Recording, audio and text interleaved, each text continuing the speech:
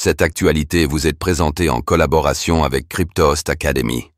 Ayez un temps d'avance sur le marché crypto en rejoignant notre communauté premium. Trump et Warren d'accord pour lever le plafond de la dette. Mais à quel prix? Donald Trump et Elizabeth Warren, figures opposées de la politique américaine, se rejoignent sur un point: lever le plafond de la dette.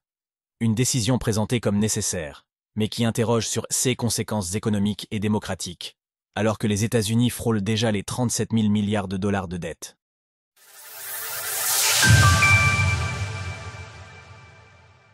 Démocrates et républicains veulent lever la limite de la dette des États-Unis.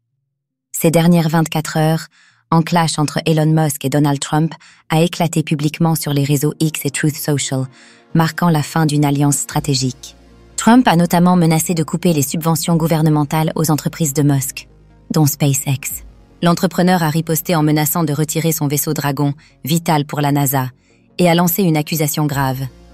Donald Trump figurerait dans les dossiers liés à Jeffrey Epstein, ce qui expliquerait leur non-publication pourtant promise par la nouvelle administration.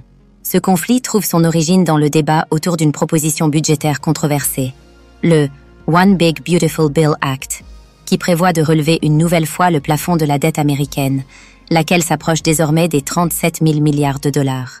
Le désaccord entre les deux hommes porte précisément sur cette question. Faut-il continuer à repousser cette limite? Elon Musk estime que la dette doit avant tout être contenue. Il avait d'ailleurs intégré l'administration Trump pour créer le DOGE, un département chargé de réduire les dépenses publiques. Son objectif initial était de réaliser 2 000 milliards de dollars d'économies, mais seuls 135 milliards auraient été effectivement atteints. Donald Trump, lui, défend une position radicalement opposée. Publication de Donald Trump. Le plafond de la dette devrait être entièrement supprimé pour éviter une catastrophe économique.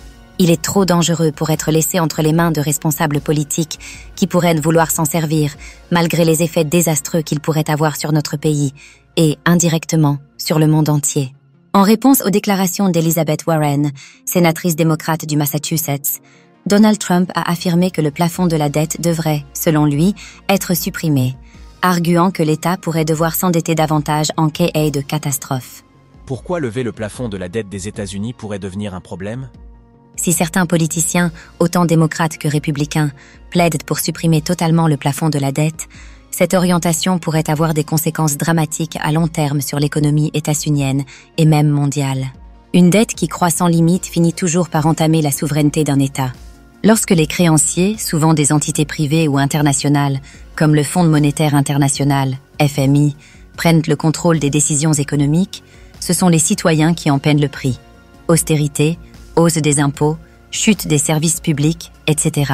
L'histoire regorge d'exemples, de l'Argentine au Mexique, où un endettement mal maîtrisé a plongé des populations entières dans la pauvreté. En France, l'agence Moody's a déjà abaissé la note du pays, signe d'un manque de confiance croissant. Poursuivre cette trajectoire, sans plan de désendettement, revient à transférer le fardeau aux générations futures. Elon Musk, avec son initiative DOGE, avait tenté de freiner cette spirale. À l'inverse, supprimer toute limite, comme le suggèrent Trump et Warren, c'est renoncer à toute discipline budgétaire et exposer le pays, voire le monde, à une crise systémique majeure. Retrouvez toutes les actualités crypto sur le site cryptost.fr.